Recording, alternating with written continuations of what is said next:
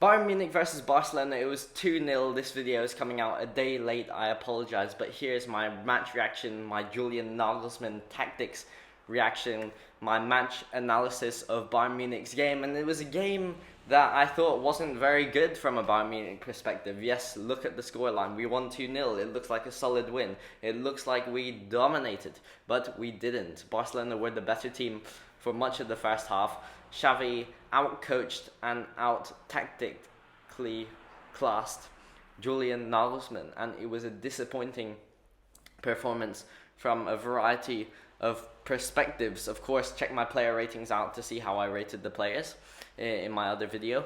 In terms of the standout players, I thought it was Jamal Musiala, I thought Hernandez and Upamecano. These three were the hallmark of this Bayern Munich team and a strong Bayern Munich defense with also occasional flashes of brilliance. My happiness is not very high though. Where is the 4-2-2-2? We dominate our first 3 games of the season with the 4-2-2-2, and then we shift to a weird 4-2-3-1 formation with Muller at striker. What is this? What type of terrorism football is Nagelsmann playing right now? Because why is Muller playing up front? That's not where he's best. Yes, he can lead the press, but it doesn't get the best out of Muller in build-up. We need to be playing Sadio Mane or Serge Gnabry at striker, or play 2 strikers. Oh, what formation plays 2 strikers? Yes, the 4-2-2-2 formation, which was so good, but now we haven't seen it. Where is it? I just want to see it again. Anyway, the quality of play was not amazing. Barca dominated us, as I said, especially the first half, where we couldn't keep up with their pressing. We couldn't keep up with their build-up, and we couldn't press them to our own effect. And they pressed high, they dominated. In terms of Nagelsmann's tactics rating, I'll give him a 6 out of 10 because we did win the game in the end, and Nagelsmann did induce some tactical changes with his substitutions. Like the substitution of Mazraoui was a very good one. I know Pavard was injured, but it tactically changed Bayern and made us more stable in our build-up. And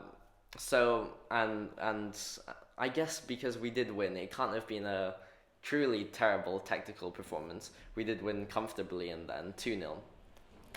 But let's look at the defensive and offensive stages of the game. So, defensively, Bayern were lined up in a 4-2-3-1 formation with Muller as a striker. And this is smart from Nagelsmann because Muller is probably Bayern's best presser. He can organize, orchestrate, originate the press. So you see the alliteration there, 3 O's in a row. Yep. Anyway, so Muller as striker was the pressing idea.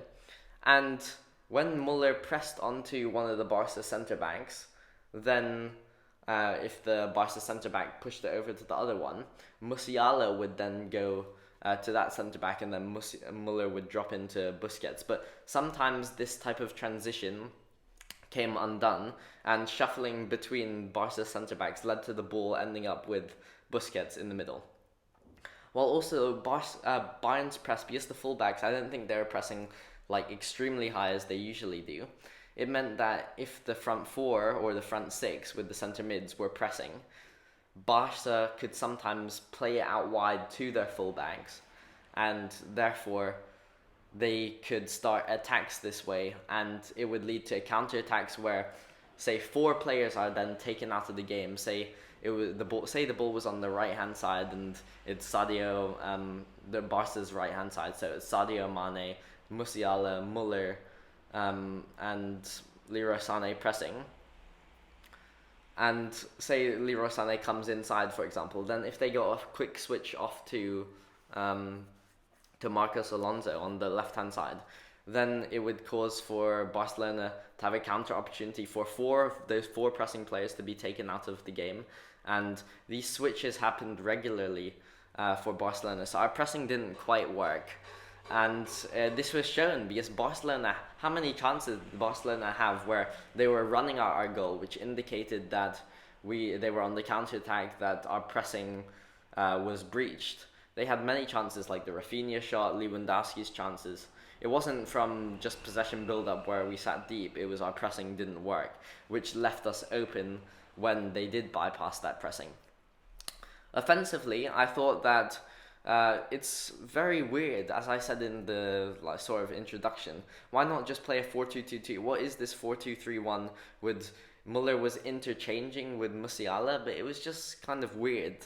This was a smart thing though, I guess, because Muller dropping into that cam position meant that he could get the ball, or the passing channel was open there, or Musiala in that cam position also meant the passing channel was open, given Barcelona were pressing very high. But Muller just shouldn't be playing that striker. I think he should be playing as a cam. I think Mane should have been that striker. Play Musiala on the left. I think that would have worked better for Bayern, even though Musiala played well, because Mane wasn't that good, Muller wasn't that effective as a result. I thought that Sane on the right also doesn't make sense. We've seen, I know he got the goal, okay, but we've seen that Sane on the right is just like oil and vinegar, is it? They just don't mix correctly.